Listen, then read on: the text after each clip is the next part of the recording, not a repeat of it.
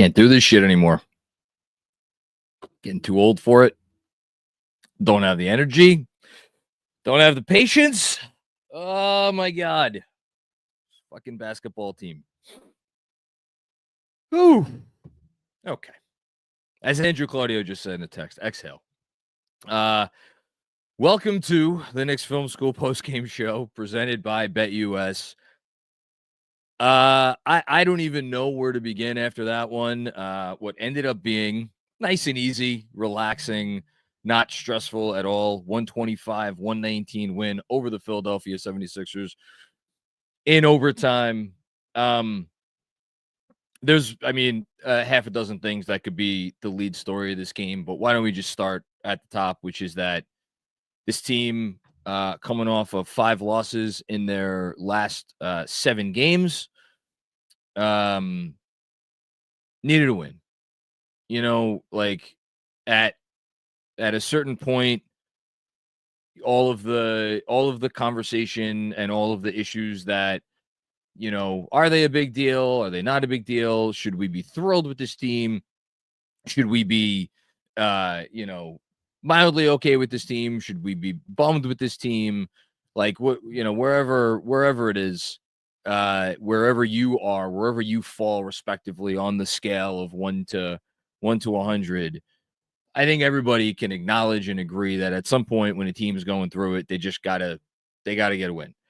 And this game, with Embiid out, with the Sixers obviously having some other injuries. I know Tyrese Maxey played tonight. I know Paul George played tonight.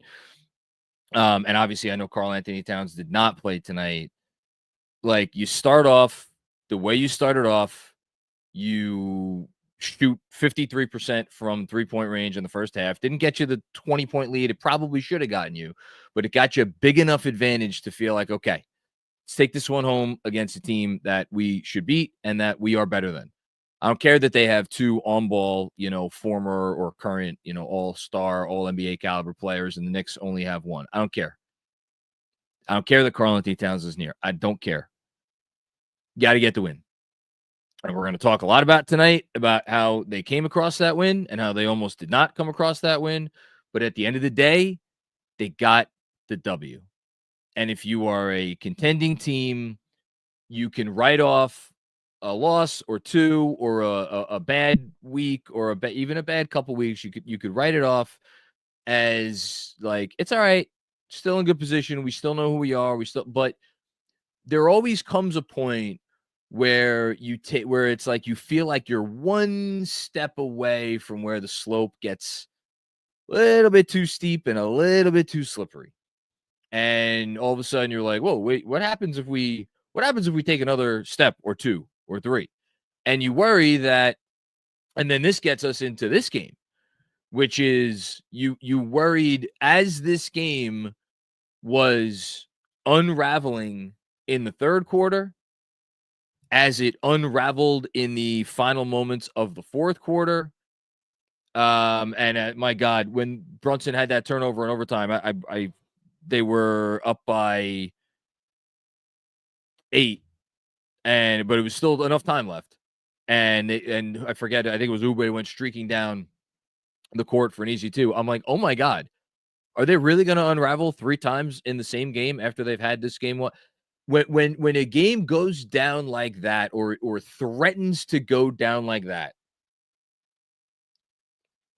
I think it could almost, and this is my perception as a fan, I think you'll hear players say different things about this. Like, you'll say, like, look, we'll move on to the next one. But you've also heard players say, like, sometimes, like, man, we just needed to get a win.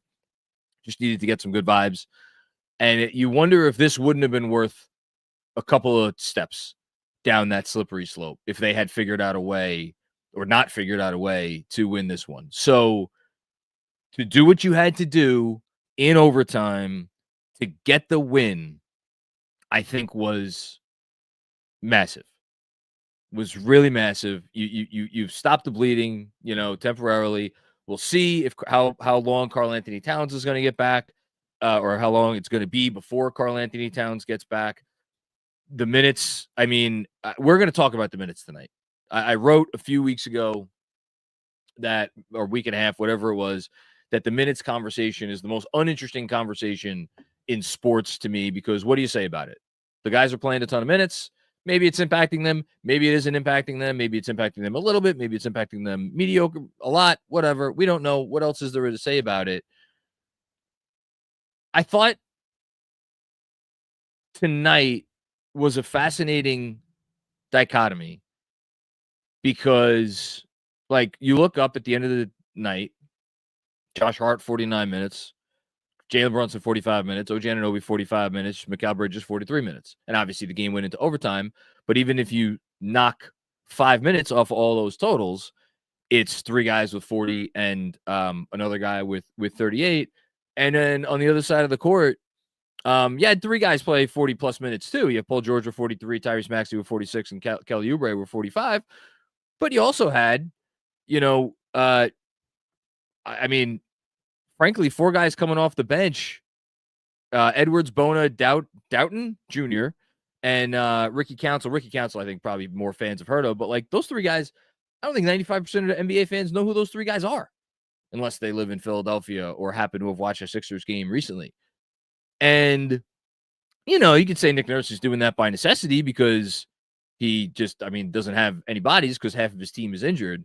So, but it was interesting how Philadelphia is playing these guys and they're hanging around, and New York is going with its main guys, and it's still, this thing still finds a way to go into overtime. So there is, like, this is one of those games where I think you do chew on it because of the dichotomy between the 2 teams. Mommy's upstairs. Okay, well, Daddy's working, so I'm sorry. You can come hang out and talk about the game if you want, but I don't know what you're gonna say. Because it was a crazy game. You missed a crazy game. I'll say that. Anyway, they did win in overtime, so that was good. Extra time because it's tied after 4 quarters. All right, I gotta get back to my monologue. I love you, but you can hang out. So, and like I think that the place where, but then on the flip side of that, you watching Josh Hart fly around for 49 minutes. All of those 49 minutes, Josh Hart was insane. He was great. Didn't seem like there was a dip in energy at all. Mikal Bridges played 43 minutes. Frankly, didn't seem like there was a dip in his energy at all. So you look at that and you're like, I don't know. Maybe it is as stupid a conversation as I have been trying to make it out to be. And then you look at OG Anunoby, whose impact has steadily decreased.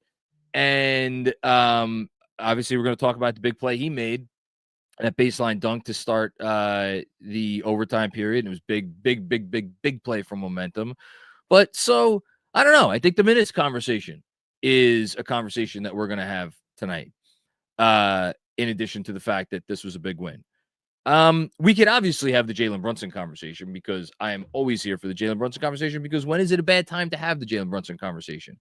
At the end of the day, Sixers had a couple of all-stars on the floor. We had only one. Our guy was better than either of their guys. Was it a perfect game from Jalen Brunson? Absolutely not. He is responsible for the turnover that gave the Sixers the opportunity to tie at the very end of regulation. And that is on him, and he needs to own that. Wait, I have a question. Yes, Sass. Did Jalen Brunson make the tie so they could win? No, he gave up the ball, and the other team got the ball, and they scored, and then it tied, and then it went into overtime. But, and here's the important part for you and everybody else listening. Jalen Brunson was awesome, because Jalen Brunson He just said he didn't play a perfect game. He didn't play a perfect game, which is, this is a good lesson for if there's any parents out there. This is awesome is basically perfect. No, you don't have to be perfect. No one's ever perfect. No one's ever going to be perfect. And in fact, it is impossible to be perfect, but you strive for perfection. And the thing that's wonderful about Jalen Brunson is that even when he is not at his absolute best, although he was pretty close for most of this game tonight, and even when he makes mistakes, at the end of the day, if he has a bad play or he makes a mistake, he's going to put it behind him immediately. And that's what I think was fantastic about him in overtime. He started by working the defense, something fierce, to get OG Anunoby open in the corner, to draw the help ever so slightly, because he was working so hard at it above the break. set him up for that baseline dunk, and then follows that up immediately with an off-the-dribble three to put his team up by 5 and officially calm everybody's nerves. Yes, he had that one foul, the one turnover in overtime, which wasn't ideal. He also managed to draw a foul on a 3. He managed to draw another foul, sank all 5 free throws in overtime. Jalen Brunson is a perfect example.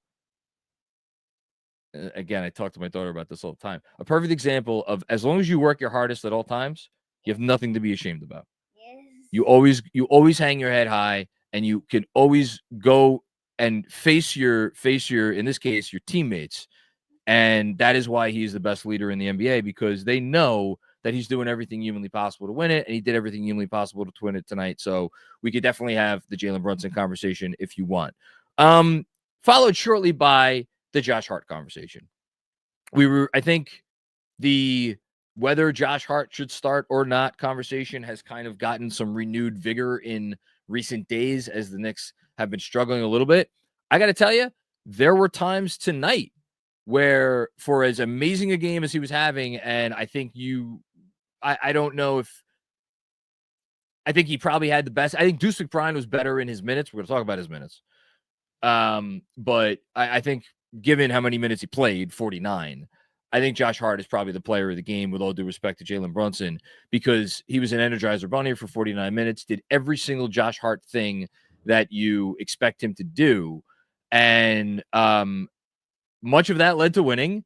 And then some of it, there were possessions where, because they didn't have Karl Anthony Towns and they're playing with Jericho Sims at times and Precious Achiuwa, who we're going to talk about in a moment, Josh Hart being out there as a second non-threat from 3, and he took 3 threes tonight, didn't really look to shoot, missed all 3 of the threes that he took, where the Knicks were constricted on offense because of that one singular pockmark in his game. And it really is the only pockmark in his game, give or take a few, adventurous passes when it may not be the time to throw the adventurous pass. Hello, Josh, looking at you, final 2 minutes of regulation, trying to thread the needle to Precious Achiuwa under the hoop there.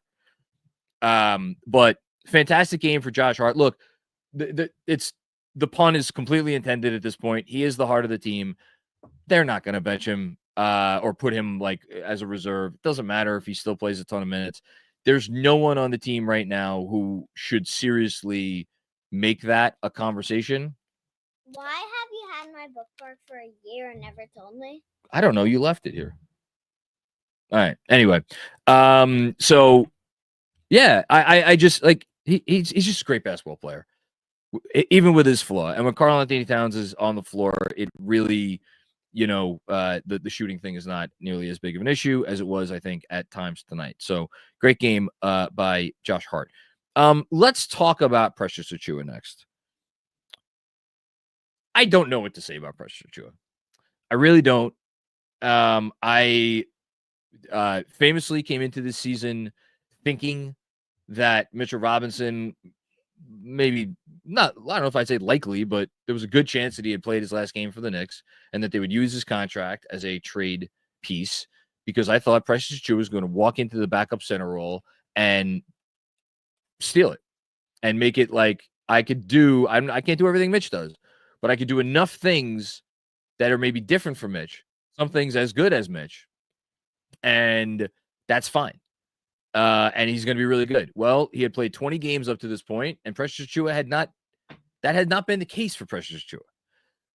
And tonight, Jericho Sims got the start. I had no issue with Jericho Sims getting the start, but there were obviously times where his offensive limitations stood out. I thought he had a couple of nice moments, but like, I don't know that Jericho Sims. This was whatever. It was a perfectly fine game, and yet they went to Precious Achiuwa. Why? And I think this is, if there's a key X's and O's takeaway from this game, and it introduces some interesting talking points moving forward, maybe involving Precious Achiuwa. It's how did the Knicks defend down the stretch of this game? They switched everything, including Precious Achiuwa. Now, on what was the most pivotal play in regulation, where Precious Achiuwa knew he was going to have to switch on to Tyrese Maxey on that runner. Like, Maxey's giving it away.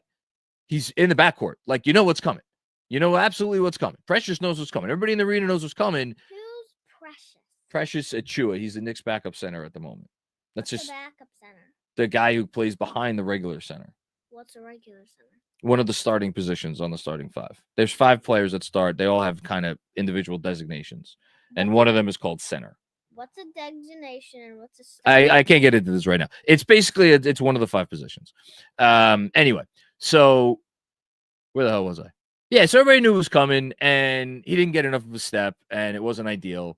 But on many other possessions throughout, I think the fourth quarter and especially overtime, and he made the defensive play of the game in overtime when he actually, you could argue that he made the 2 defensive plays of the game, both of which were in overtime. One was a switch on to Maxey, didn't get the block, but forced Maxey into a very tough shot. That was early on.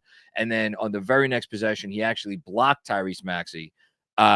Absolutely incredible movement on his part, being able to stay with that guy and not get baited into a foul and to stick with him and to contest the shot and then block the shot. And then, so he does that. And then later in overtime has the most ridiculous, absurd up and under that you will ever see a center have in the NBA. I still can't believe it went in. I don't know. I was like, what? And then I think it was on the very next possession. He plays the role aptly for the first time I think I've seen all year of Draymond Green. And traditionally, this is a role that Josh Hart plays, and Josh Hart played it the entire game, which is one of the reasons why Josh Hart was awesome tonight. Where 2 on the ball, get it to Hart. It's up to Hart to make a play. Draymond Green's been doing that for a decade.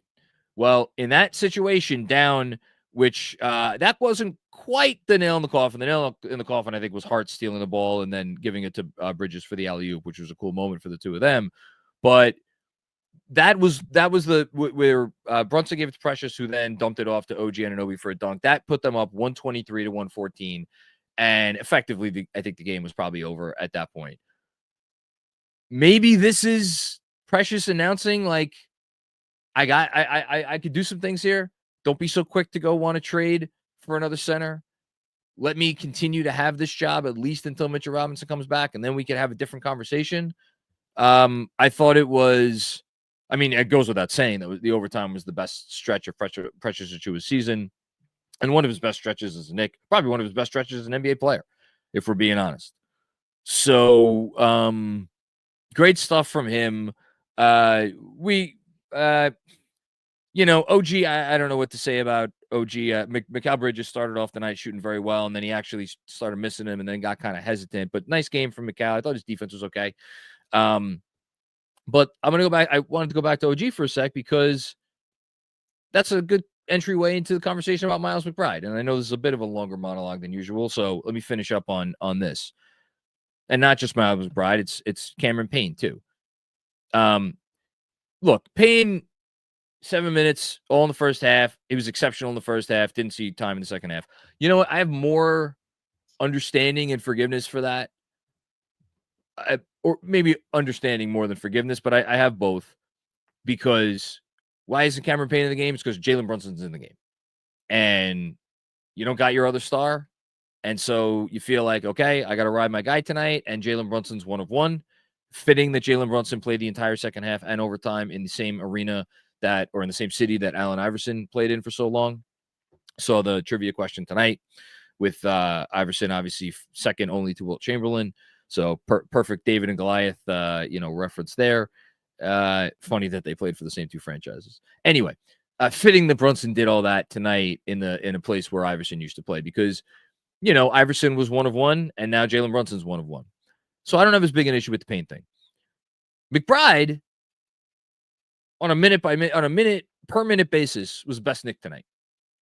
His defense was exceptional. Made 3 of 4 from 3. And I thought he made the biggest play of the game from a Knicks perspective. Look, I know that the Knicks made some big plays further into overtime. The OG Anunoby 3 obviously was huge. A little bit of redemption for him.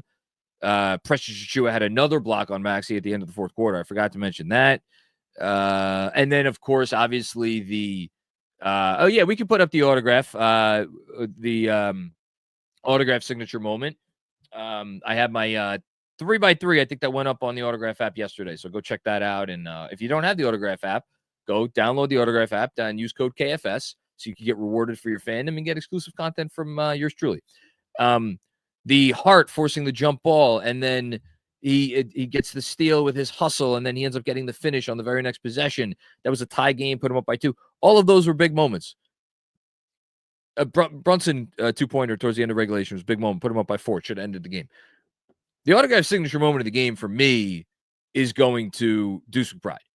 And it came kind of early in the fourth quarter, midway through the fourth quarter, where Philadelphia had all of the momentum. I mean, all of the momentum. Because the Knicks had gone up by 7. By the way, on a Deuce McBride relocation 3, DJ Zulo, I don't know if you're listening to this now or you'll listen to it tomorrow, but I thought of Stampede the Catch. So when a player catches a kick out, and I'm pretty sure it was from Jalen Brunson, and like runs into the pass basically to gain momentum, and Hart stampedes the catch, and then he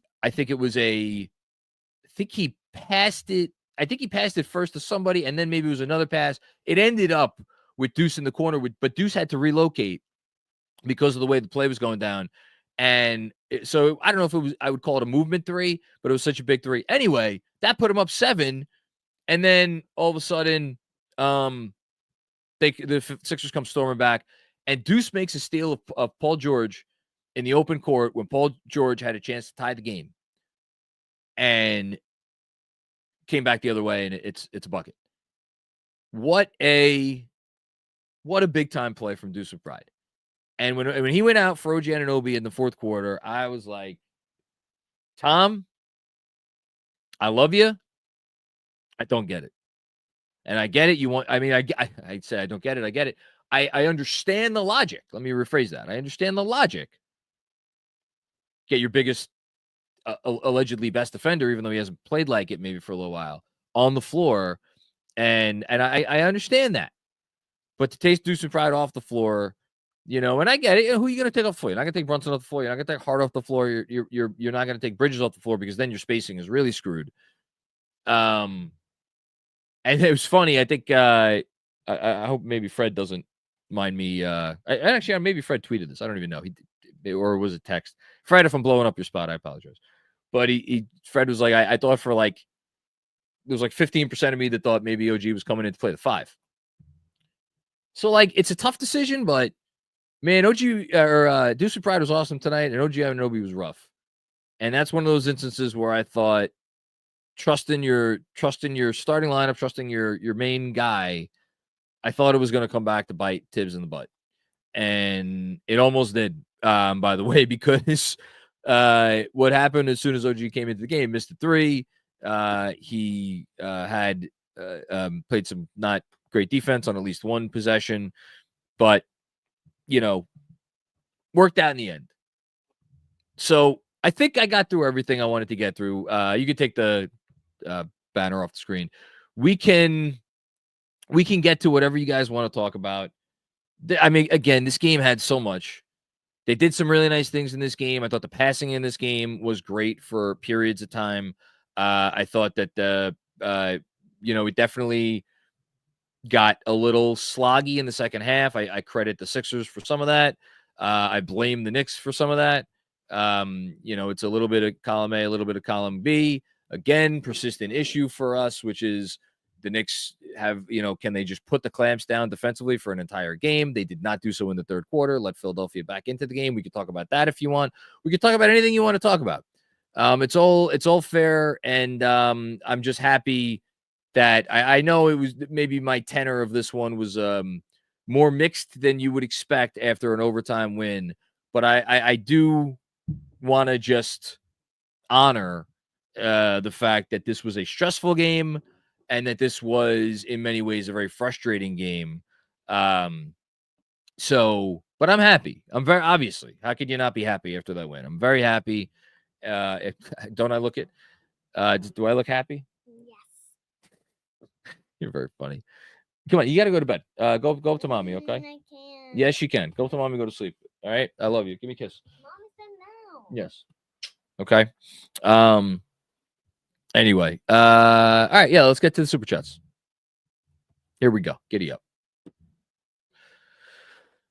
Jeff K. What's going on, Jeff? Where's GMAC? I want him and John to take 10 seconds to laugh at Philadelphia and tell them all to get some, especially Joel, loser. I miss all my games and Embiid. Well, I got a surprise for you, Jeff. Ask and ye shall receive, Jeff. Can we take the next 10 seconds and laugh at those losers from Philadelphia? Nick Nurse, you are a bum. Joel Embiid, you are a bum. Paul George, you are a bum and the city knows it. Tyrese Maxey, holy shit, he's really good, John. My God, he is really good at basketball. That was terrifying. Remember my like 7th in MVP voting prediction? Yeah, it was too low. It was way too low. My God, he was just really good in that second half. Unstoppable at points. I was convinced, not a doubt in my mind, that Maxey was going to hit a 3 at the end of regulation and we we're going to lose. But he didn't because he plays for a city of losers. John Macri. We got to take 10 seconds to laugh. You laugh for both of us. I can't muster up this. Bryce Harper, you're a bum. All the Phillies, you're a bum. The Eagles are going to lose to the Rams on Sunday. You don't have a home arena. Wherever you want to build it, in Jersey, in downtown, in the parking lot of Wells Fargo Center, we'll still own it. Don't worry. It'll technically still just be MSG Philly. I didn't even know they were moving. Oh, you should listen to the pregame pod. It's really good. It is really good. I've had a week from hell. Shout out to the New York Knicks. Shout out to Tom Thibodeau, the 54th winningest coach or 30th winningest coach. Whatever the thing said today. He passed the milestone. I didn't even see this. I don't even know what you're talking about. Hold on. The Knicks sent this out. I think Robert Cross is the 30th winningest coach of all time. By no means your best effort, Mr. Thibodeau, but congratulations on a job well done. Your 554th career win. And my God, is it fun, John? Can you just clarify something for me? Because sure. I'm not the smartest, but I do know you are. So how many times have the Knicks played the Sixers this year? I believe they've played them twice. And they lost both of those games, right? The Sixers lost both of those games? The Sixers lost both of those games. Yes, that's correct. So in these back-to-back games, they would be what? They would be 0-2. So those would be back-to-back L's, you're saying? Those would be back-to-back. And how do you spell Philly? You can't spell it without? You can't spell it without back-to-back L's. Hell yeah. Shout out to the post game. Go to T-Squared on Friday. Dear God, the Timberwolves might be in shambles by the time we get there. Let's go, Knicks. Oh, man, that's going to be an interesting game on Friday. And yes, I do hope to see everybody at T-Squared Social, 42nd Street. Be there, be T-Squared for the watch party. It's going to be a good one. It'll be entertaining at the very least. Okay. Thank you, Jeff, for starting us off. Great way. By the way, D-Bro puts up another comment. 10 seconds to laugh at shit Philadelphia, please. Andrew, you're too much. I love you.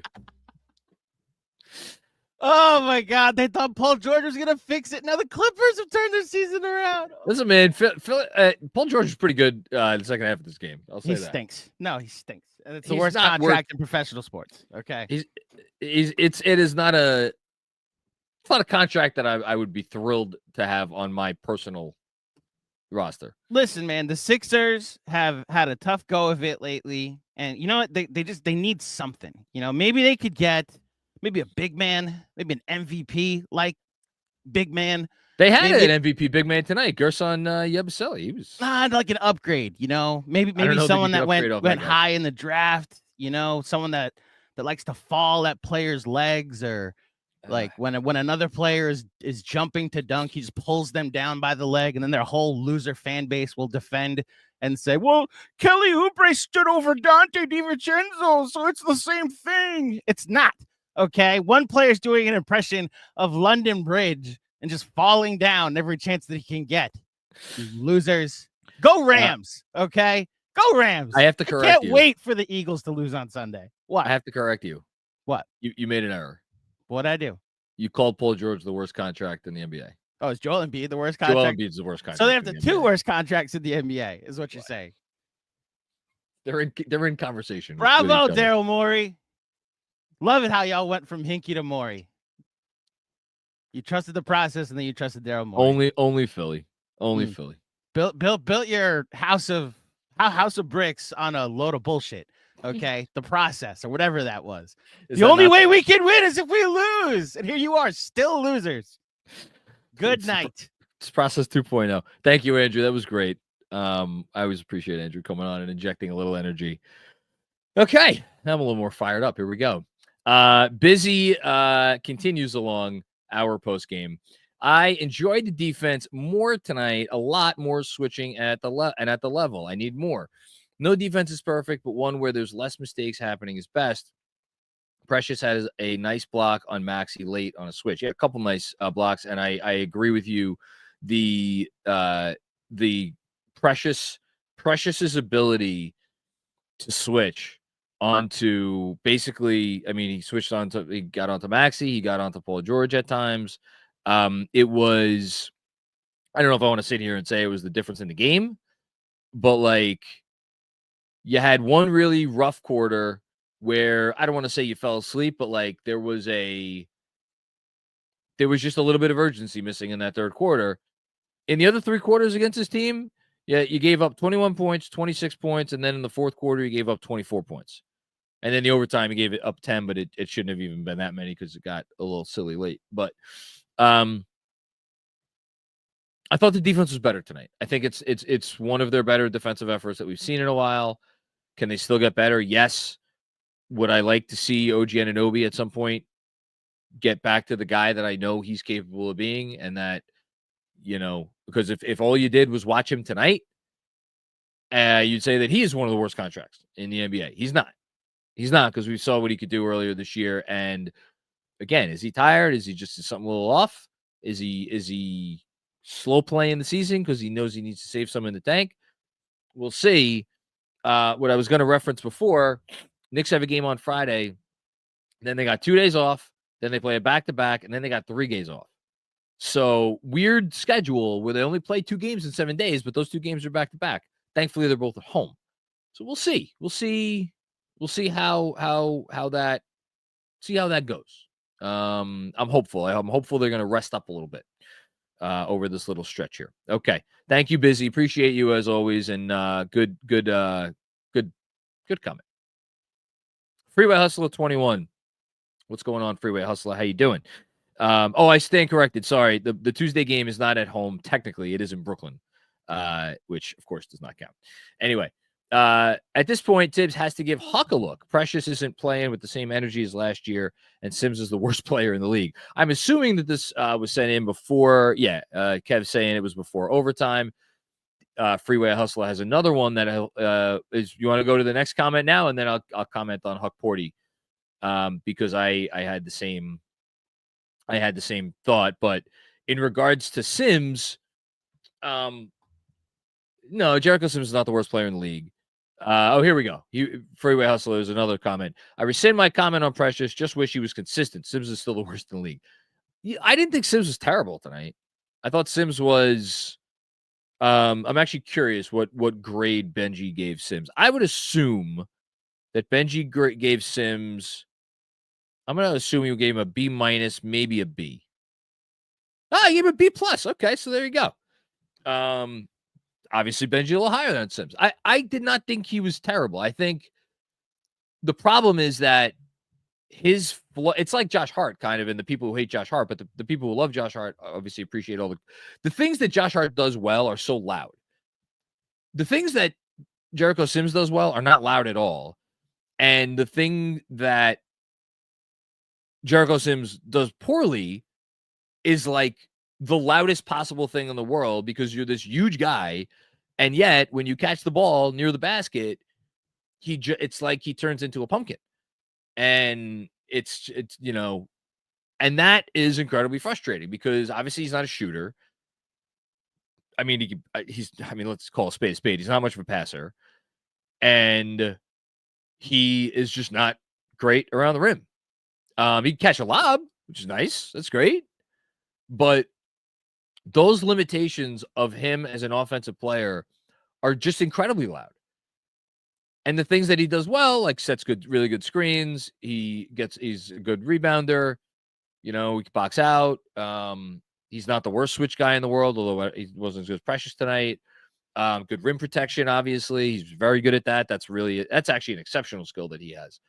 So, yeah, I get you not loving Sims. And then Huck Porty, he's 58th pick in the draft, and he's a rookie. I understand Sims was the 58th pick in the draft too, but this is his 4th year. So he's a veteran at this point. And but I don't know. I didn't think Sims' play rose to the level of like get Huck Porty in there. There were times with Precious though in this game where I'm like, maybe we need to see Huck Porty, and then Precious obviously redeemed himself. I agree with you. He needs to be more consistent. Maybe this is the game that gets him going. Thanks, Freeway.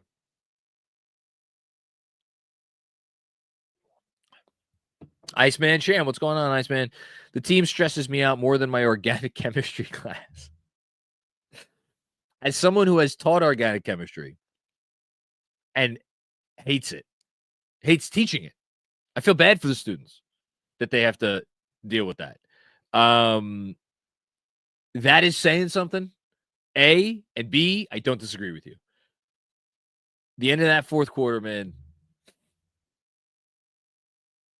and really the whole second half, because the second half, it's not even like it started. It wasn't like an avalanche, because I thought like, yeah, they gave up that. I mean, it was a terrible defensive possession right off the bat in the third quarter, but then they kind of came back. Brunson hit a big three. OG Anunoby hit a big three. They kind of kept the lead hovering around, 9, 10, 11 points. And then Philly just hits them with the 11-2 run, and it's a game again. And even in the run, it was like, all right, some sloggy offense, a couple of maybe slightly inattentive possessions on defense, and that's all it takes. Without Karl Anthony Towns and with the lack of depth that they have, it is just, your margin for error is small. And they need Towns. God, do they need Towns? I said it after the last game. I'll say it now. He's the most indispensable player on the team right now. And I know I'm saying that with Jalen. I understand Jalen Brunson did what he did tonight, and he's awesome. And he is there at the heart of it. He's their MVP, and he always will be. I would argue that Towns is more indispensable right now. Thank you, Iceman Shane. Appreciate you. Harris Kasserman, what's going on? Harris, starting to worry Tibbs is the Bickerstaff to our eventual Atkinson. I mean, I'll address that in a moment.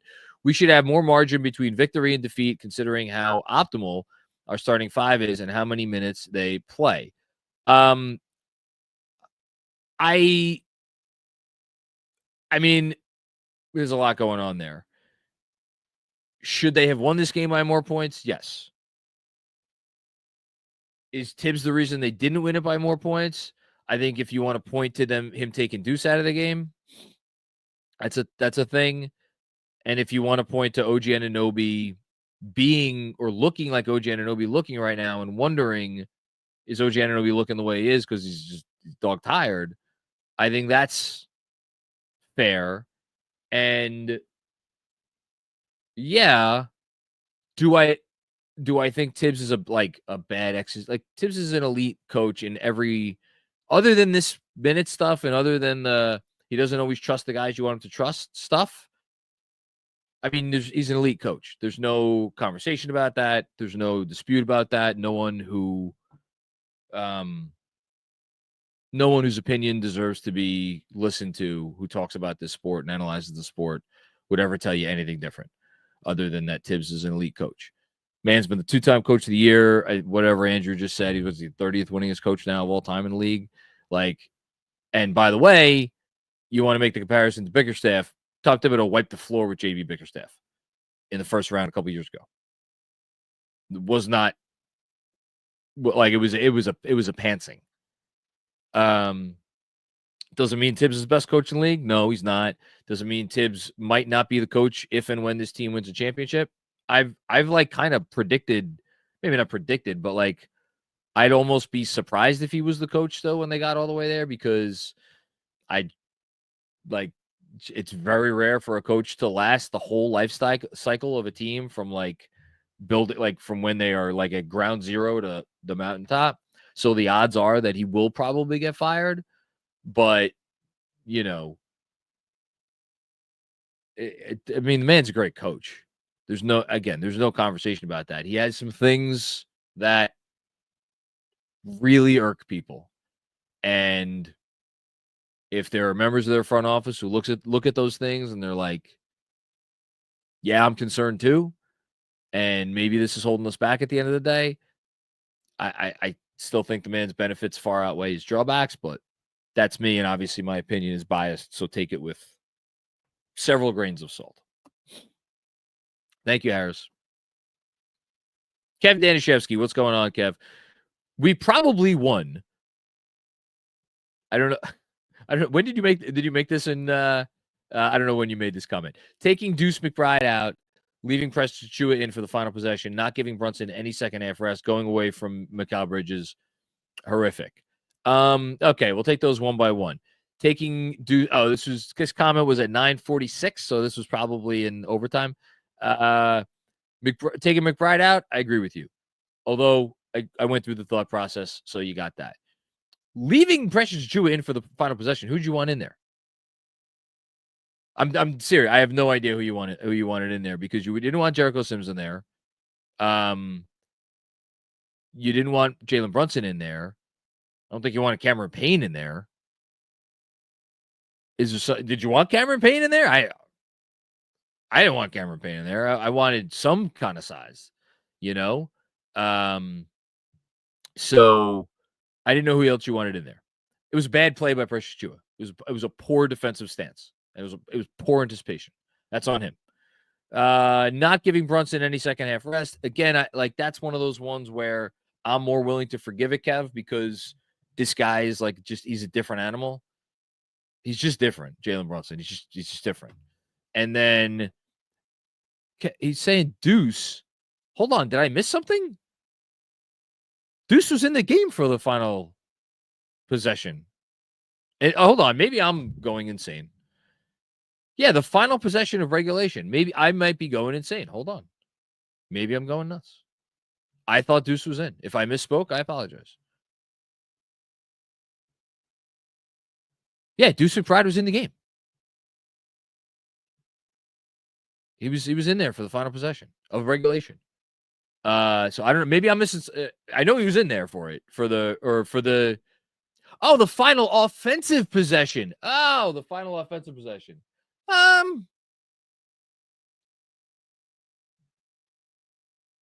Yeah, okay.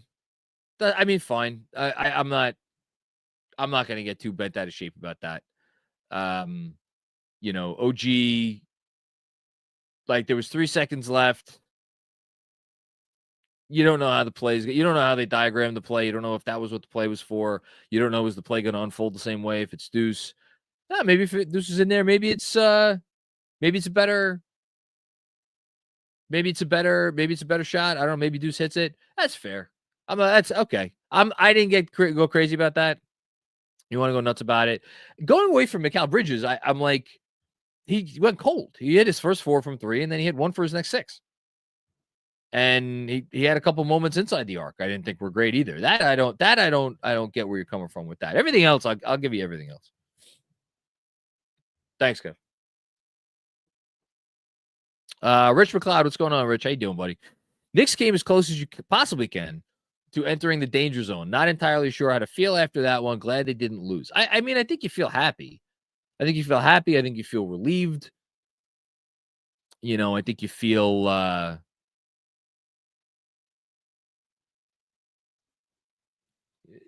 not like they fixed everything, and I think you feel like there was some steps in the right direction. I want to see this team when they're rested, and I want to see this team when they're healthy. It's really all it comes down to it. And until you get there, you try to rack up as many wins as possible. Thanks, Rich. Alex, what's going on, Alex? Josh Hart played 50 minutes, and we needed every second of him to win this game. What a baller. Hashtag not in the box score. Nice, precious game, too. No, it was a great, precious overtime and pretty good, precious fourth quarter. I don't know that I would say it was a great, precious game, but I don't know how the hell I'm going to do stars of the game tomorrow. That's going to be interesting. As for Josh Hart, yeah, I would say they needed every bit of it. I think they needed every bit of him. And, I mean, again, the thing with Brunson in the second half, I think they needed every bit of Jalen Brunson. Again, Jalen Brunson had 38 points on 22 shots. That's pretty good. Josh Hart, 10 points, 12 assists, 17 rebounds. That's insane. That is insane. He had 2 more defensive rebounds than anyone on the Sixers had rebounds. The Sixers as a team had 35 rebounds. Josh Hart had almost half that by himself. Insanity. Thank you, Alex. I am AK Legend. May no harm ever come to Josh Hart. God love that man. Let's go Knicks. Yes. It was a Josh Hart game more than it was a Jalen Brunson game. He put his stamp on it, and yet there were times during the game where I was like, you saw. I get where people are coming from with him. I would never take him off the court, but that's me. He does too much. He's too helpful. Thanks, I am IK Legend. Anthony Sixto. Only thing that could make me feel better about overtime was how promptly they put the game away in overtime. Hart's leadership on and off the court keeps elevating. It's him and Brunson, I think, are the leaders of the team. I don't know how that dynamic works. I do think, yeah, I mean, they're just different guys. Hart's obviously more boisterous. But yeah, he was born to be a Knick, you know? And you know what the proof is for that? The proof for that is man had 0 triple doubles in his career before becoming a Knick, and now he is like not that far away from passing Walt Clyde Frazier for the most on the all-time triple doubles list, which is freaking wild. Clyde Frazier, pretty good basketball player. I don't know if he's getting to Michael Ray, but Clyde, he can pass. Thanks, Anthony. Jason, what's going on, Jason? Precious Achiuwa made big plays in overtime. Take that, Kevin.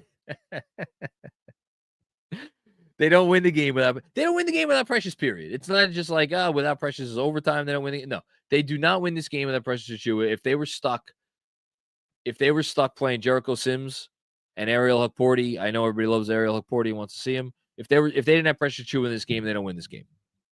So he was awesome. And tonight they were lucky they had him. You know, I don't know if they're going to, I don't know. It's, you know, it's funny. I don't know if funny is the right word, but guess whose trade restriction lifted today? Precious Achiuwa. As of today, Precious Achiuwa could be traded. We'll see if he is. I don't know that I don't know what I've flip-flopped so many times. Man, I don't know what I would say right now if I think he's going to get dealt. Maybe not. I don't know. Thanks, Jason. Sam Garcia's dad, what's going on, Ray? How are you? Great to hear from you. The captain was stellar in overtime. I love it when Bridges is on. On the flip side, I've seen enough opponents go to the hoop uncontested, and I see a world where Mitch helps us. Hashtag loser Embiid questionable. Yeah, you think Mitchell Robinson would have helped him a little bit in this game? Just a bit? Yeah, absolutely. He's continues to work his way back. My guess, it's really a question, I think, do we see him before the All-Star break? I think if you see him before the All-Star break, that's great. I don't know that I would count on that, but that would be my anticipation. as far as going to the hoop uncontested, that's the downside of Precious, where the rim protection is just really not there. As a center, when he's in at the 5, your defensive rebounding is just not that good. He's a really good offensive rebounder at the center position. Defensive rebounding from the 5 is just not as good. So I think that's probably my bigger issue in terms of, they don't, when guys get to the hoop against this Knicks team with the Thibodeau defense, that means there's been a breakdown somewhere else. That's not on the center. It starts somewhere else. But no, he's not, as a last line of defense, it's not great. Although, again, big plays on Tyrese Maxey. Multiple big plays. Tyrese Maxey driving in overtime. And then I know the play at the end of the regulation wasn't great, but he had another play towards the end of the fourth that was very strong against Maxey. Thanks, Ray. Robert W. Cross. Hello, sir. Congrats to Tibbs, 30th all-time with 554 wins. The magic is in the work. Well, this is what Andrew was mentioning earlier.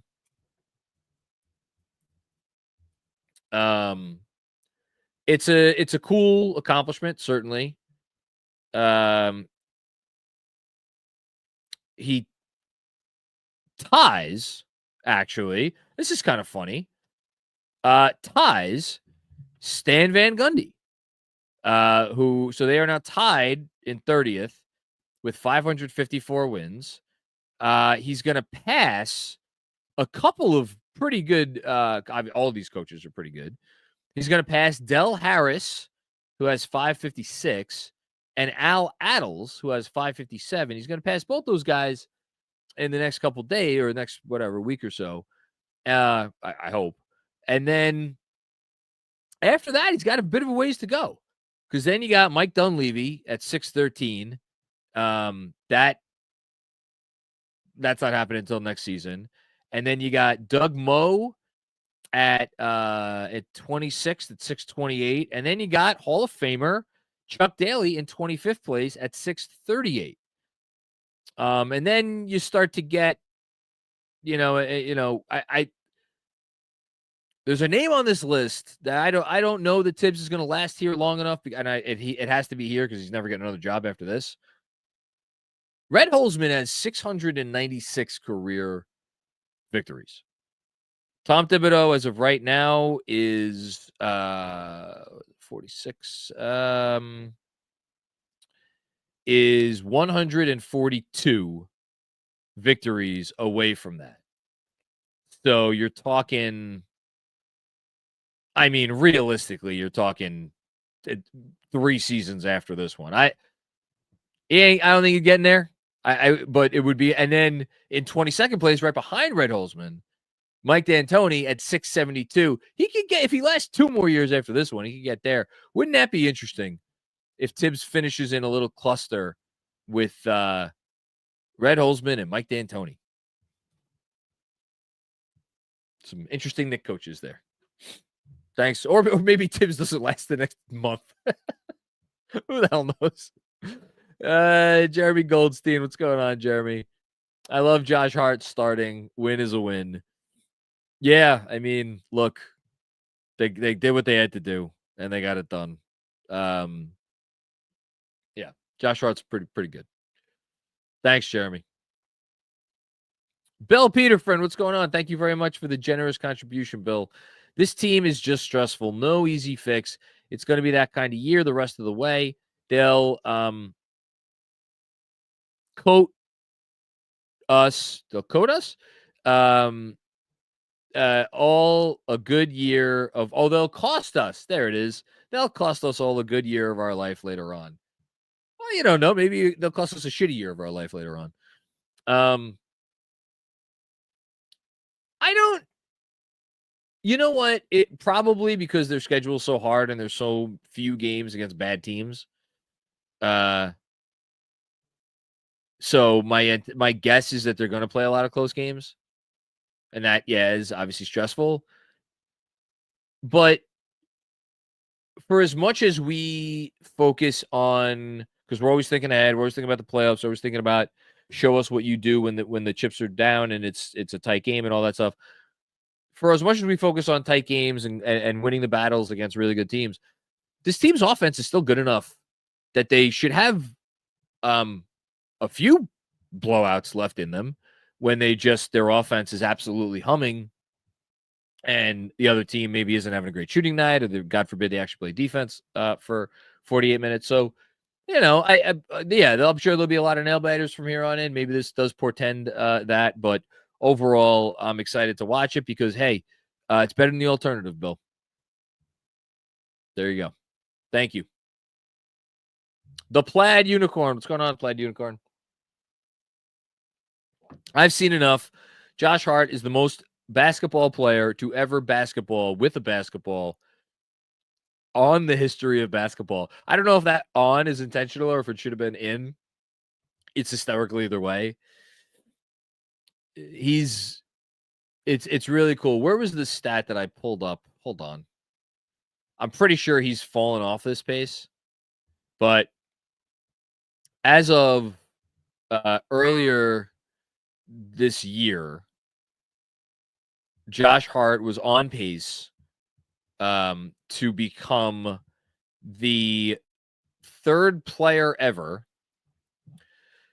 to have at least a 64 effective field goal percentage, average over 5 assists per game, or I think 5.5 assists per game, average over 8.5 rebounds per game, and average over 14 points a game. The other two are Wilt Chamberlain and Nikola Jokic. Now, I say that, and I don't know. The counting stats are fine. What I'm not sure about, and let me go to trusty old NBA stats because they should be updated now. I know it's just exceptional podcasting, right? Because his shot, hasn't been as automatic from 2 as he was to start the year. So Josh Hart, as of right now, his effective field goal percentage has dipped to 63.2. So it's fallen off a little bit. If he wants to join that exclusive club. Now, I'm sure if you filtered it out for an effective field goal percentage of 63, or above, it's still going to be probably a pretty exclusive list. Actually, it's only one more guy on that list. You know who it is? Domantas Sabonis. Domantas Sabonis did it in the 22-23 season. So still very exclusive. He's on pace to be the 4th player ever. And again, Sabonis is pretty good. So Josh Hart is just, there's no one else in the league that is quite like him. And I'm really happy he's a Knick. And I think every Knick fan who watched this game tonight and any Knick fan who knows what they're talking about is happy that Josh Hart is on this basketball team. I don't think even the people that want him maybe coming off the bench, I don't think they would agree with, or they would disagree with that. By the way, Josh Hart's up to 9.6 rebounds per game. He's 6'4". That's 19th. That's tied. No, excuse me, 9.6. That's 18th in the league, just behind Bam Adebayo and ahead of Jalen Duren, Yusuf Nurkic, Evan Mobley, Clint Capella, Luka, like Jonas Valanciunas. Jonas doesn't play a lot of minutes, but man, Joel Embiid, wild stuff. Thanks, Plaid Unicorn. Plaid Unicorn with another one, and we're still laughing at Philly. 2 L's up. Yes. Fuck Philly. They suck. Flexed up. What's going on, Flexed up? Put some respect on Precious's name. I absolutely will.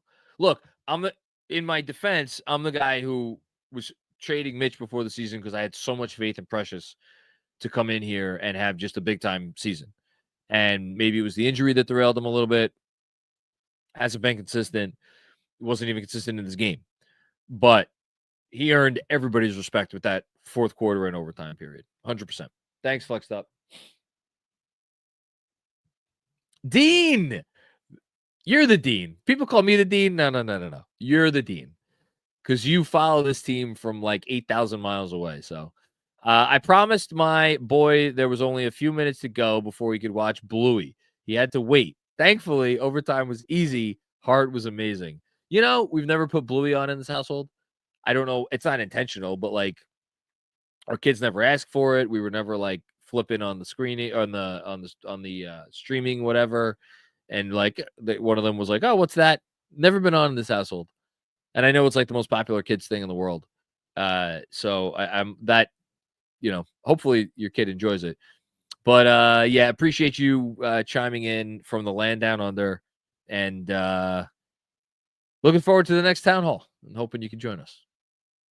Yeah, Kev, one more and then we'll do it. Okay. Harry Donor. Does Harry have any? I know Harry sometimes doesn't always do the comment. Harry, I would just say thank you for the generous contribution, and I appreciate you very much. Okay. Let's take a quick word to hear from our friends. You know who they are. BetUS. If you're looking for that new book to finish off the second half of this basketball season, if you're unhappy with your current book, maybe, I don't know, go with BetUS. The promo code YouTube150. Again, it's YouTube150. Get you 150% bonus on your first deposit, as well as 125% bonus on your next two deposits up to $2,000. So, like, look, maybe you're new to this and you're like, you know what, I want to inject some extra fun in my life. You might as well go with BetUS and do the code YouTube150 because they'll just give you free money on top of your first deposit and then your next two after that. They have all the bells and whistles you could want, personalized service every day, live wagering during all major games, 10% back on your net losses twice a year, personal account manager, the whole thing. Again, the code is YouTube150 to get those perks. Remember, gambling involves risk. Only gamble with funds you can afford to lose. And it is down to you to make bets with or without the assistance of the information provided. Giddy up. Okay. Next up, Chris Carter. What's going on, Chris? I know this team is good. I see the wins. It's still hard for me to get excited about a team that is consistently giving up 40-point quarters. Maybe I'm just an old fuddy-duddy. No, you're not. No, I mean, I think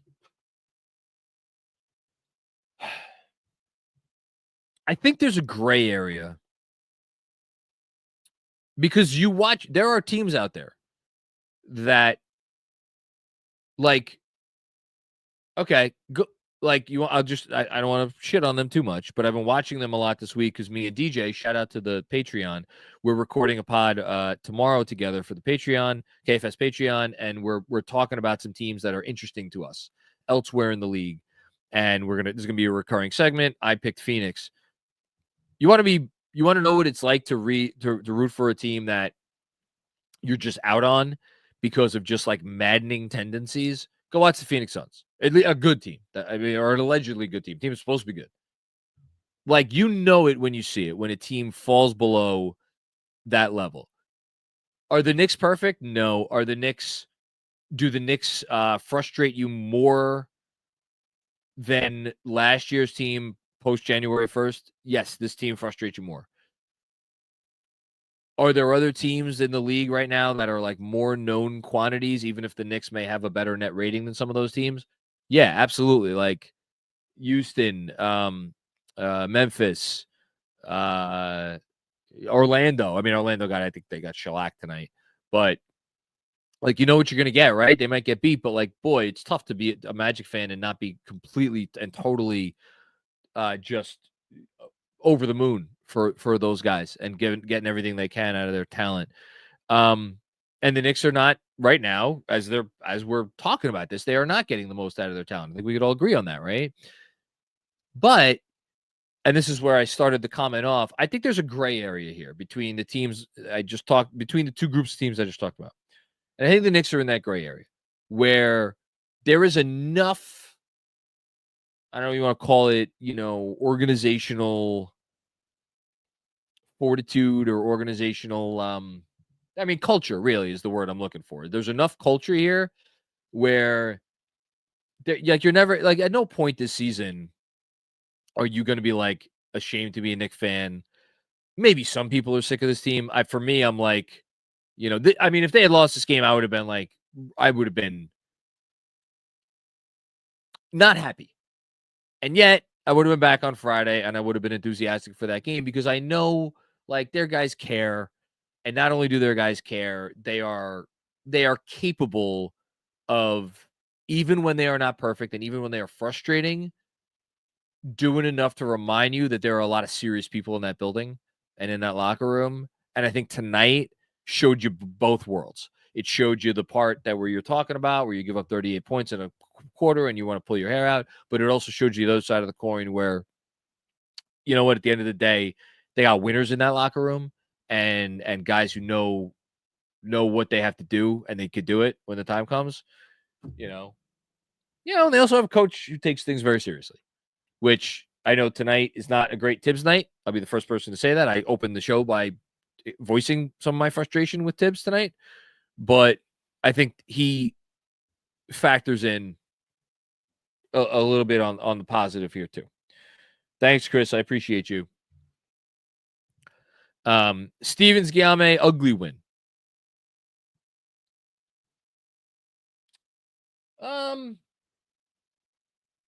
I have a very low bar for that term. I'm not getting on you. It's just it's a vague. Like anybody could attribute different things to it. Like for me, the Charlotte game after Thanksgiving, that was an ugly win. Where I just like don't feel great about it. I'm happier they won than they lost, but that's about it. I'm always gonna see the positives, and I obviously we went through a lot of those, but like obviously everybody talking about Josh Hart, Jalen Brunson making huge plays, Deuce McBride being big time player. Like we're harping on Deuce McBride didn't finish the game, wasn't in for the last offensive possession of overtime, only played 20 whatever minutes. He was awesome.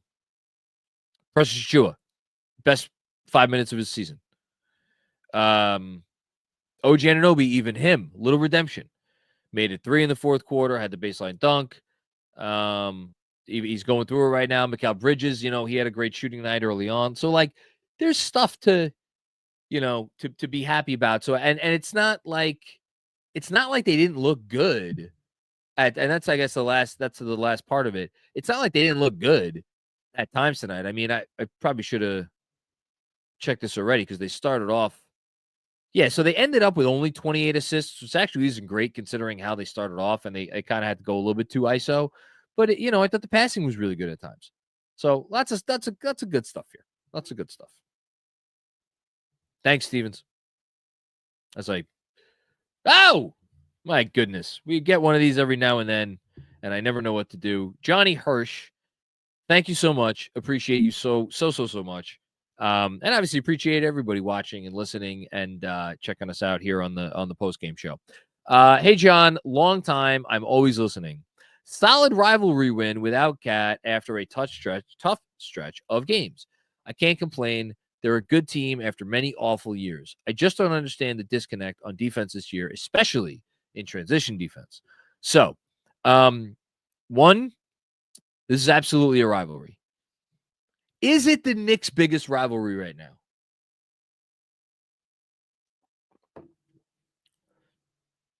I would go. I'm thinking about Indiana because there's the history there more than there is the history with Philly. I know these teams have obviously played in the series before, but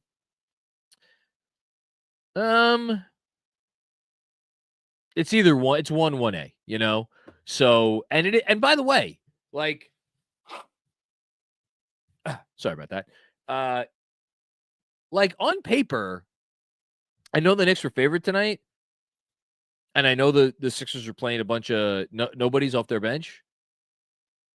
On paper tonight, like, I don't know. I thought this was kind of a fair fight. They're missing their all-star center. The Knicks are missing their all-star center. And one of those guys has been far better than the other one so far this year. And it ain't Joel Embiid. And like they have two guys on the ball. We have one guy on the ball who could really do some stuff. So like, I think it's a 5.5 point spread. It's not like it was a double-digit spread. So yeah, I think it was a solid rivalry win after a tough stretch of games. Okay. And they are a good team after many awful years. I got I have my novella that I published yesterday, my midseason report, progress report.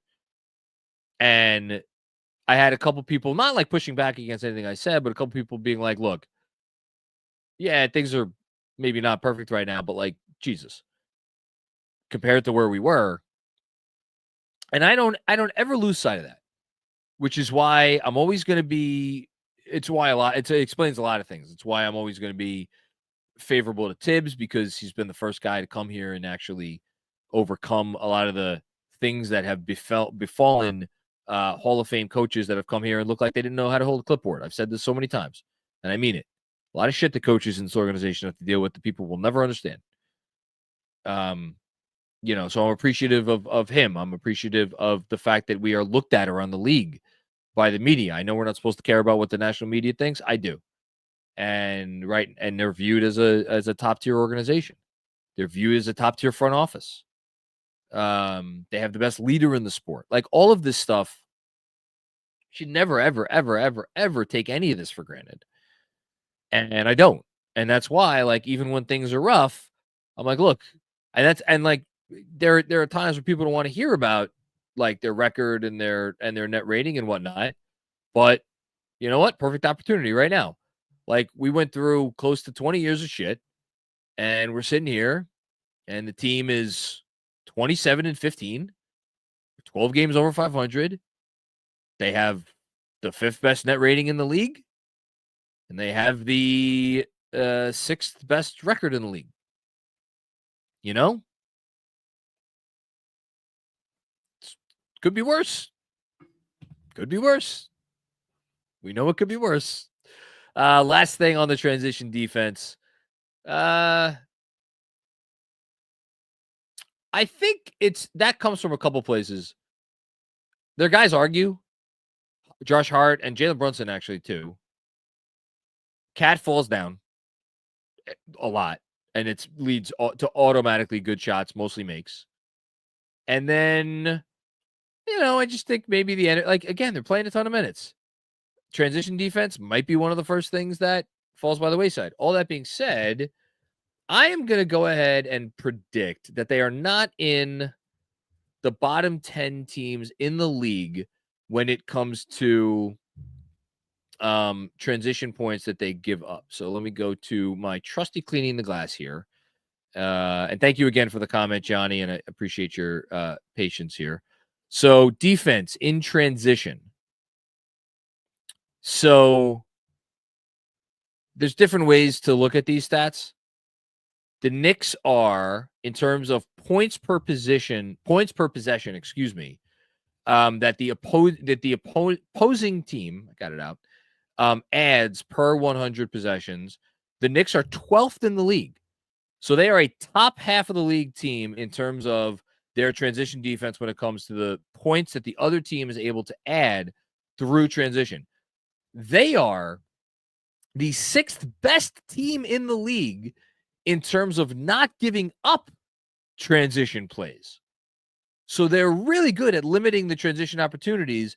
And then the last part of it is a little worse than obviously the second stat and the first stat, in terms of points per play. So now we're all we're considering is transition plays. In terms of points per transition play, they are 17th.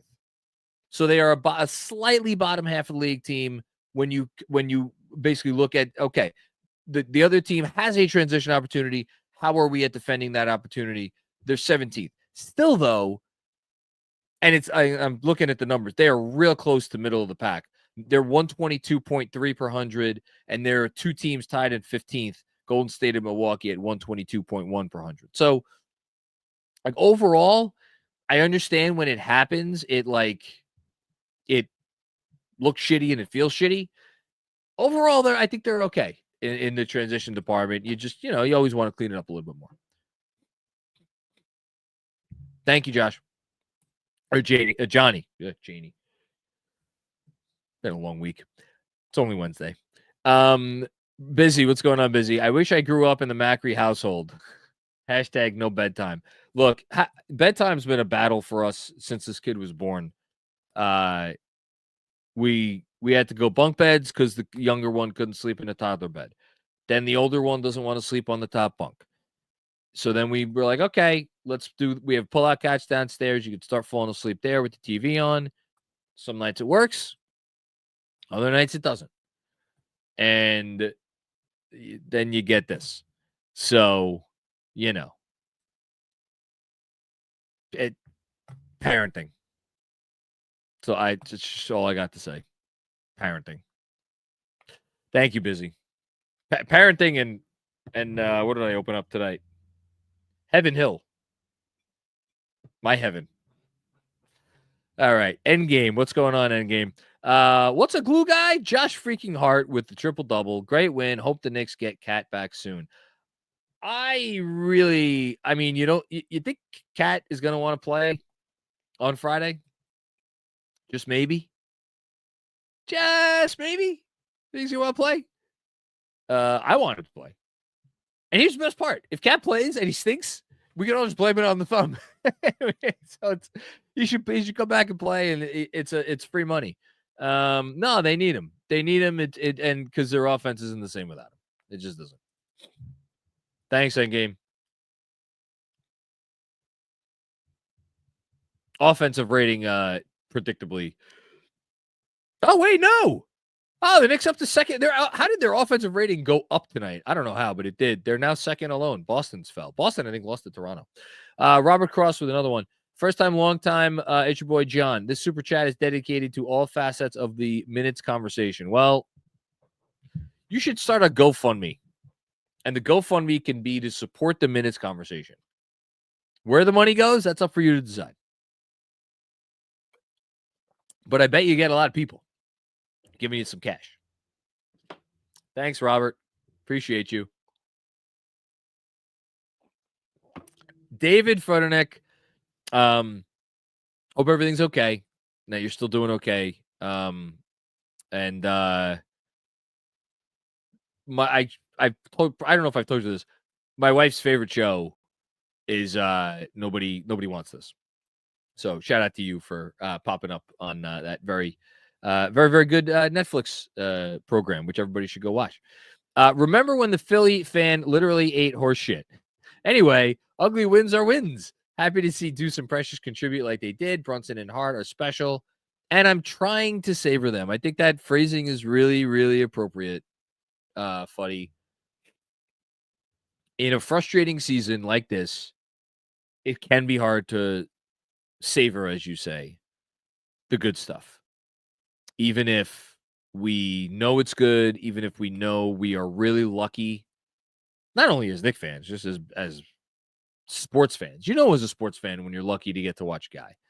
And we know how lucky we are that we get to watch Jalen Brunson and Josh Hart. And we should savor it.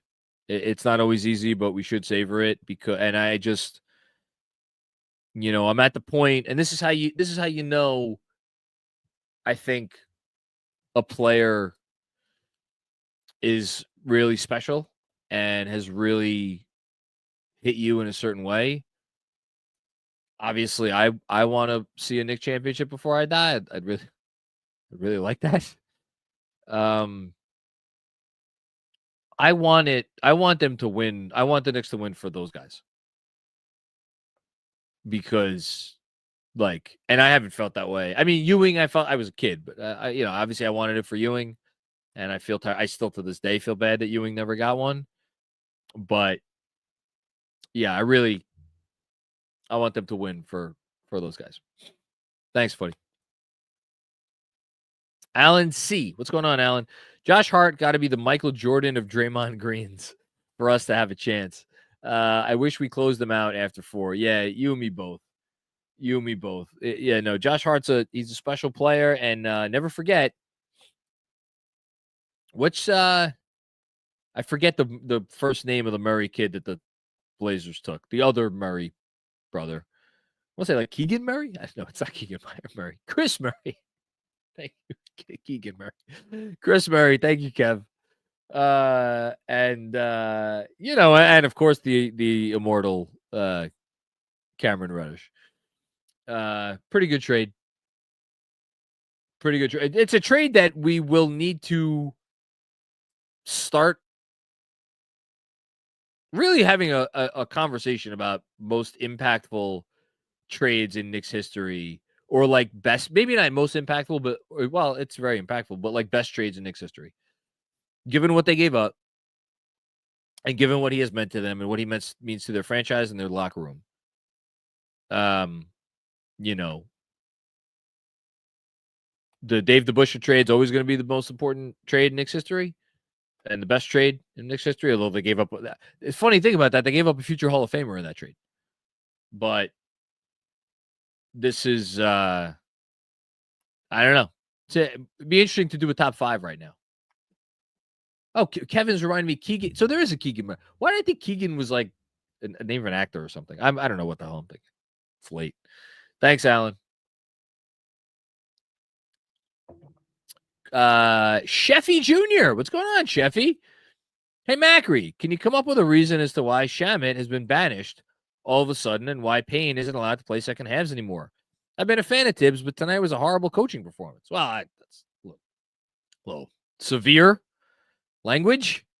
Look, Shamet, I just don't think is an NBA player at this point. Benji puts it really well. There was a reason why team after team after team has moved on from Landry Shamet, and that is because the thing that he is supposedly elite at, he's not actually elite at. He's supposed to be an elite shooter. And if he was an elite shooter and everything else was the same, like occasionally really feisty defense, couple of brain farts on defense, but when he's not giving you that on offense, and he hasn't given it to them, and the defense has been the defense at times has been good. At times has been very good. And Tibbs has praised his defense at times. But he has also fallen asleep and had some really, really rough defensive possessions that like Thibodeau is just not going to live with. So I think these are two completely different conversations. The Cameron Payne conversation is an interesting one because, again, it has everything to do with Jalen Brunson. Cameron Payne was awesome tonight. He was great. He didn't do anything wrong. Came in, hit some threes, feisty defense, helped move the ball, helped bust the zone with his quick trigger. He was awesome. But the question is, are you ever like, is he good enough that you're going to put him with Jalen Brunson? Given the other guys they have, you don't really need to. Although we can have that conversation. And then but if let's agree for our argument's sake to say no, he's not that good that you're going to put him in the game to play next to Jalen Brunson, then it's like, okay, well, I have a guy who is like, he wants to play the whole second half, and he's capable of playing the whole second half. And I get it. I don't think there's another coach in the league who would do this during the regular season. There isn't. He is one of one. 29 other coaches, that, even if it's 90 seconds of rest to start the fourth quarter, Cameron Payne's in that game. And Tibbs is like, I got this guy who's capable of doing this and who wants to do it. And I don't believe him doing it is going to worsen my chances of winning. I believe him doing it is going to increase my chances of winning, even if it's by 1%. So what am I going to do? I'm going to keep him in the game. And Cameron Payne gets to sit on the pine. I understand the frustration, and I understand people who look at this and say that this is insanity, and it is not sustainable, and it's gonna bite him in the ass at some point. I get all that. I can't say anything to it because I don't know. You know, I know they won the game tonight. You know, did they almost lose the game because of Brunson? Brunson had a silly turnover in the last couple of seconds. Did that turnover have to do with him playing a bunch of? I don't know. I have no idea. No idea. Thanks, Sheffy. Haitian Ferg, what's going on? Haitian, busy. Coach Macri running his starters too many minutes at home.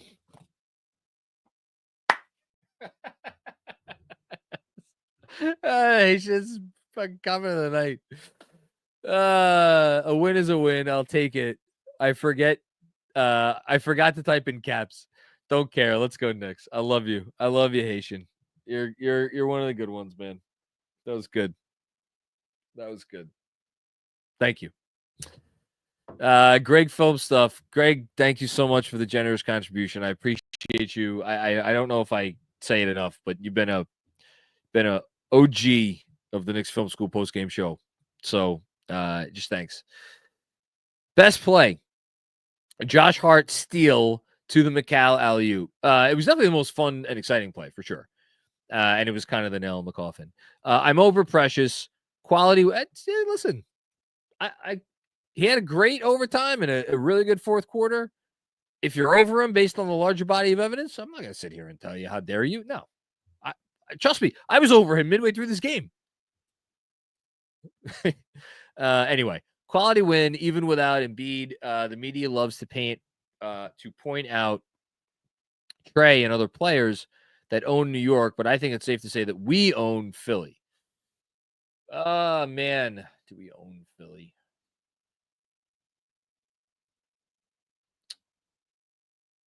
They owned us for so long with that winning streak, with like whatever the streak was that like Ben Simmons. Did Ben Simmons ever lose a game against the Knicks when he was in a Sixers uniform? I don't think so. So it was, and now, the shoe's kind of on the other foot. I think, you factor in the win last January, you factor in obviously the playoff series this year. I don't know if I could go that far because I don't like. Who do they own? You know who they kind of own right now? It's wild because this team used to own us. Is Milwaukee. They kind of own the Bucks right now. Amongst like other teams that are pretty good or decent, they kind of own the Bucks. That's the closest one. But yeah, I don't know. Maybe we do own Philly. I'm not sure. Okay, let's do a quick word. Out of town scoreboard, not a quick word. It's just out of town scoreboard. Presented by our friends at T Squared Social. So beside the fact that you get a free draft beer when you tell them Knicks Film School sent you, and beside the fact that you can go to tsquaredsocial.com to learn about club memberships, trivia nights, sports leagues, and much more. Besides all that, there is a watch party on Friday, and that watch party is for the Knicks facing off against the Minnesota Timberwolves. That is a home game for the Knicks, so that is a 7:30 p.m. start time, and yeah, that's awesome. We get started an hour before tip-off. That's what we've kind of settled on. So 6:30 p.m. Come get your spot at the bar, get your high top, get your table, order your food, have a little bite to eat before tip-off. Grab your one, please. Obviously, I needed something a little stronger than one, please tonight. But I will be obviously having one, please. It'll be flowing on Friday as we say hello once again to our old friends, Julius Randle and Dante DiVincenzo. I think I wrote something on Julius earlier in the year, and I wrote so much on Dante DiVincenzo towards the end of last year. I don't know. I got to think about if I'm going to write something for the newsletter before Friday's game.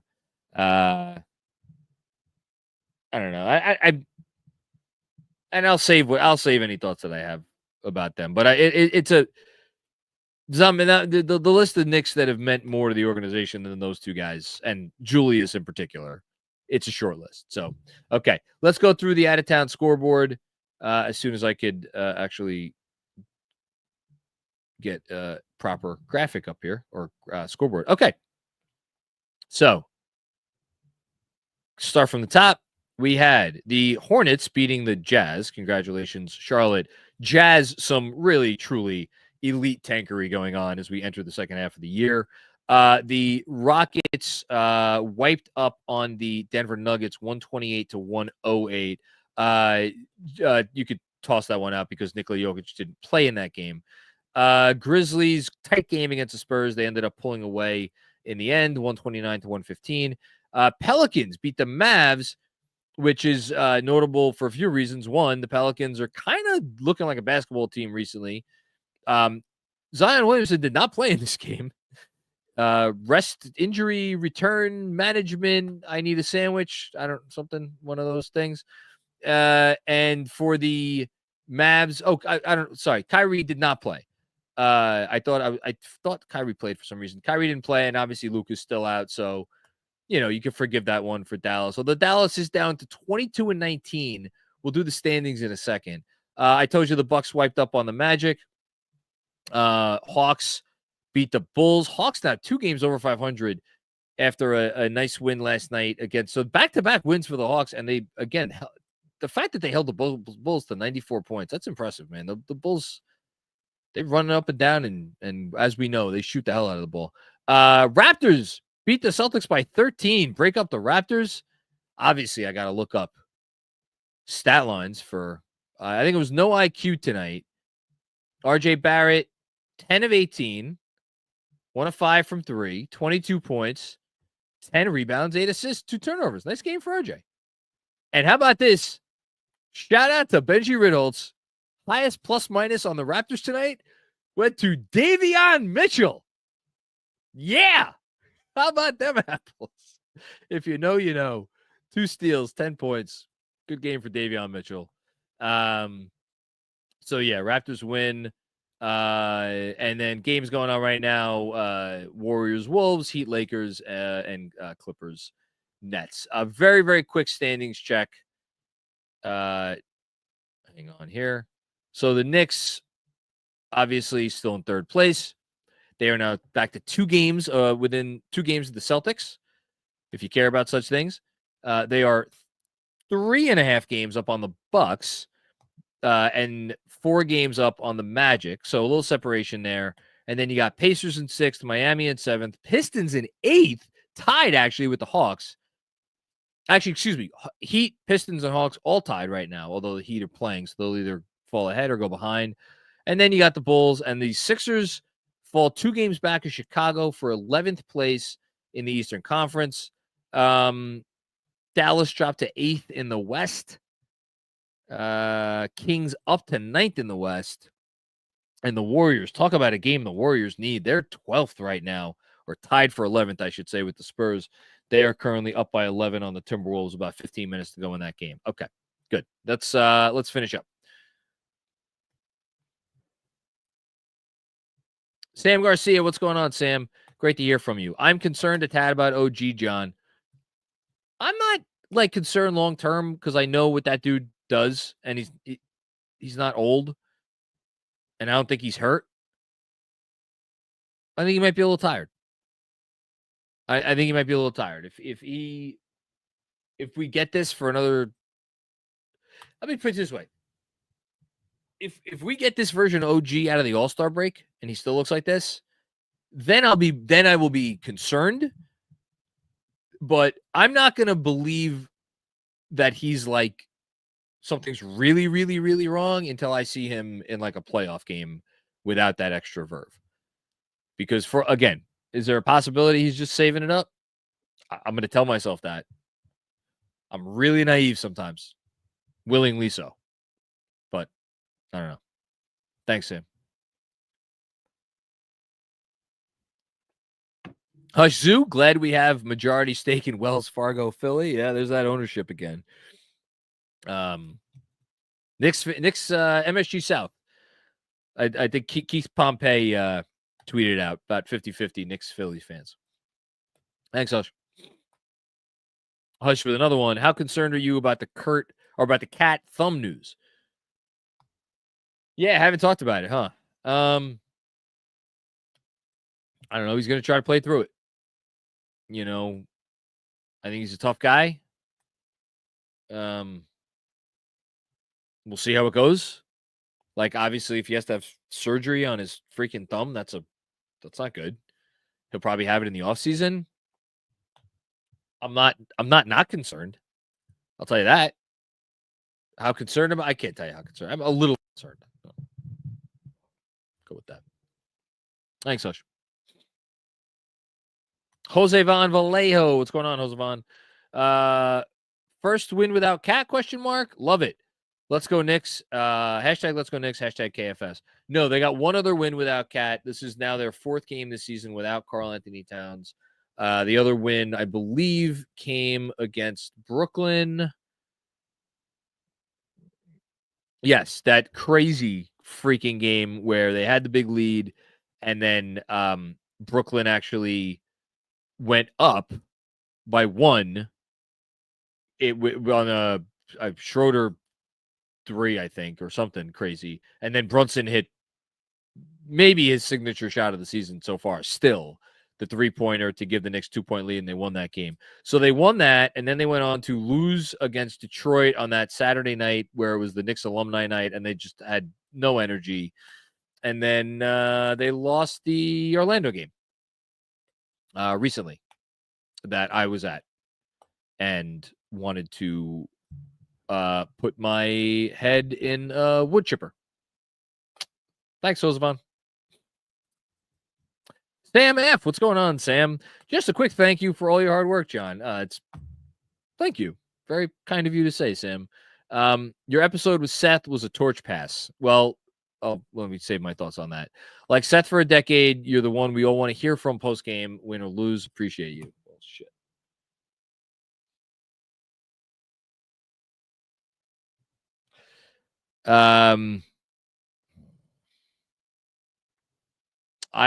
Look, you're probably the only person that thinks that.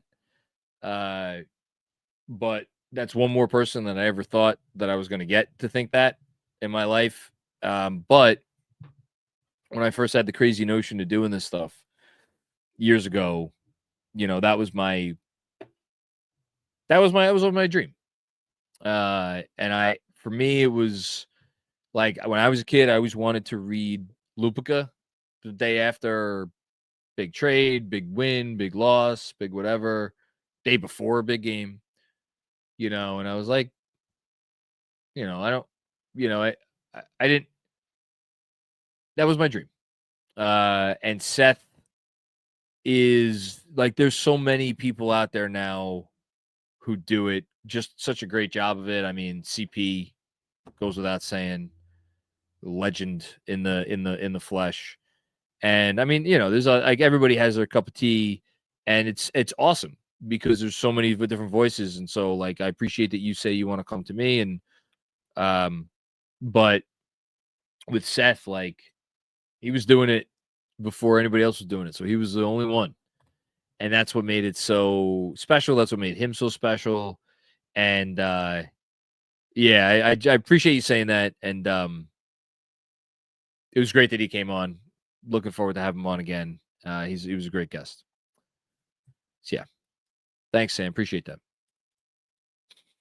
Kevin Danishevsky with another one. Thank you, Kevin. You probably yelled at me, and I get it because I'm pissed at your boy.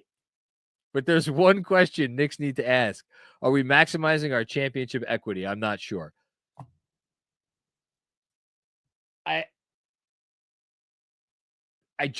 So you think firing Tom Thibodeau is going to maximize their championship equity more? Come on, Kev. Look, there may be a time it comes to that. Dan Hurley's a really good coach. My guess is if it ever comes, that's who it's going to be. I can't imagine who else it would be. I mean, I don't think there's anyone coaching in the NBA right now. I don't think there's an ex-coach. If there's another college coach out there, I don't know who that would be. Yeah, like, you want to tell me Dan Hurley's going to come in here and like just do like clean up all the stuff that people are annoyed at with Thibodeau and just do, and he's already set the culture, so they don't need him anymore to continue setting the culture.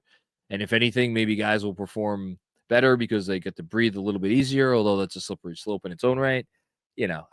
I'm so far from that point, Kev. Like, the guy's been, all the guy does is freaking win. So, thanks, Kev. Parrish Duggar. John invaded me. What the F? Precious was garbage until OT. I thought he was good in the fourth quarter. I thought he made some nice plays in the fourth quarter. It wasn't all great. Obviously, the last play of regulation was not ideal. I thought he was good in the fourth quarter. I did not think he was good before the fourth quarter. I'll give you that, Parrish. Appreciate you, man. Thank you. And by the way, I don't know if I ever thanked you for your very thoughtful comment in the YouTube comments. Andrew showed it to me, and really appreciate it. Appreciate you for watching. And we're all emotional, so I don't know what else to say. Sorry if I ever got after you too much. CEA 827. Josh Hart is the mayor of Philadelphia. That's good. That's good. He had a moment there with Mikal Bridges on that alley-oop where he was like, he looked like a happy man. You're a happy man. Thanks, CEA. Busy with another one. We're coming down the home stretch here. John, I need you to go on a famous dumbest thing you ever heard rant. Someone said tonight, Jalen Brunson mistakes only happen to him. No other star on an elite team makes his fourth quarter mistakes. No, that's not even worth a rant. That's just like,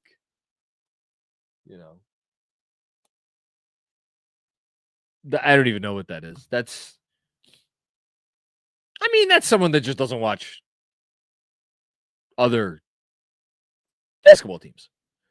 Hold on. I think you have one more comment, Busy. So why don't we put that up? I showed him SGA fouling a three-point shooter on the Mavs in last year's playoffs, losing game 6 for them. He remained firm in his belief.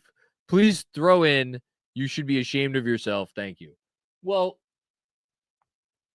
I save ashamed of yourself for people who should know better. And this person, it doesn't sound like they should know better. This person is someone who sounds like they watch the Knicks and they don't watch any other teams and they don't pay attention to the other team that's playing the Knicks when the Knicks are on. Can we count? Like, Jalen Brunson's been here 2.5 years. I don't know that I need a full hand's worth of fingers to count the number of plays where you're like, man, Brunson, you got to be better in that situation. Like, that's on you, buddy. Maybe I need 5 fingers. I don't know. Hold on. We got another one for Busy. I asked him. He said he has league pass. Well, then he's just an idiot. I don't know what to tell him. Or, he was looking at everything through orange and blue glasses. It's just sometimes comments are so ridiculous as to not warrant the hullabaloo. And this seems like one of them. It's just I don't know. It's very asinine, to quote Clyde. Sorry, I maybe it's because I've been at this for an hour and 45 minutes. I don't know that I have a true rant in me right now. Maybe one of the last super chats will change that. Oh, right on cue, Alex, you gonna send me off? What are the Josh Hart most improved player odds? 5,000 to 1. I have $1,000 of super chat money. I want to burn somewhere else. Hashtag never doubted him. Hashtag buying the jersey. You know what? Hold on. Let's get another comment up here. I'm going to answer your question in a second I'm going to pretend you asked a different question. And I'm going to answer the question that I want to ask. Kevin Danishevsky, I'll end P positive. Josh was absurd tonight. JB was JB. Best compliment I could give. Deuce's two-way impact is awesome. Jericho, good minutes. I'm happy you said that. And the cat injury sounds minor. Lots of positives tonight. Yes. Lots of positives tonight. All right. Kev, let me know if we have any more. You can shake your head. I could see you. Or either way.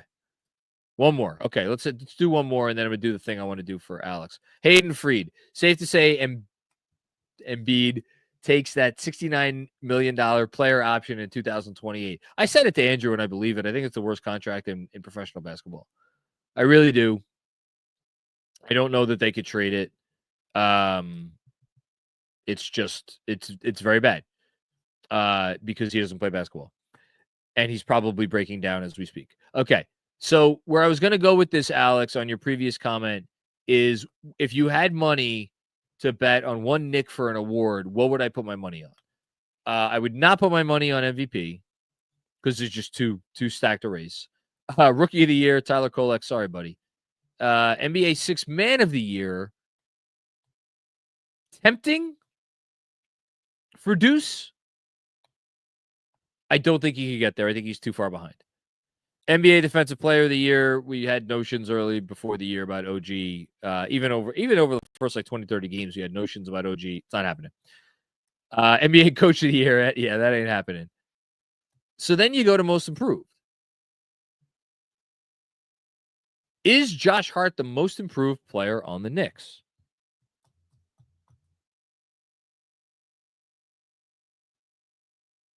Can't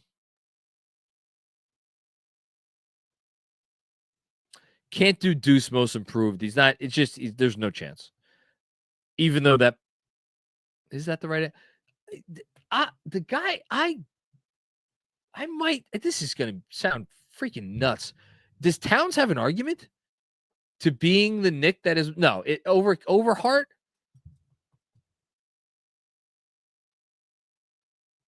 I don't know. Probably not. It's probably Hart. Does he have a real chance? Let me see what the odds are right now. This is probably before the season. This can't be current. Yeah, because this has Jonathan Kuminga as the leader. So how about this? We do current NBA most improved player odds. Okay. Here we go. Let's see. Why is this? No, this isn't good. I don't know. I might not be able to pull it up, but let me try one more site. Hang on. Here we go. This is current. Josh Hart is not listed. So he is at least, according to this, 8,000. RJ Barrett is on here. I don't know if you want to bet RJ. But yeah. I would not. I would save that money, and I don't know what you want to do with that money. Buy a bunch of Mike and Ikes in honor of Josh Hart. We got another one from Robert Cross. Fund the party bus for Eastern Conference Finals, Alex. Don't waste your money. I wonder what a party bus for one night in New York City costs. Probably more than $1,000, right? But I know you'll pick up the rest of the tab, Robert, because I sure as shit am not. Thank you, Robert. Is that it? We're done. Okay. This was fun. Hope everybody enjoyed and Slash did not mind my daughter making a guest appearance at the top of the show. We love you for listening, and we appreciate everybody who helps support the show. If you want to help support the show, you could obviously subscribe to this YouTube channel. You can take an extra set. It doesn't take long. I promise you it doesn't take long to give a 5-star YouTube or a 5-star rating on wherever you get your podcasts.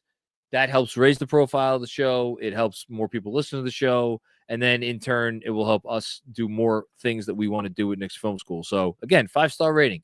Doesn't take a long time. Or you could leave a comment too. Those are great too. Again, watch party on Friday at T Squared Social. Be there, BT Squared. Pre-game pod coming tomorrow. Patreon with me and DJ coming tomorrow. And I think that's it. Everybody enjoy the rest of your night. Good win. Certainly better than the alternative. And I'll talk to everybody soon. Peace out.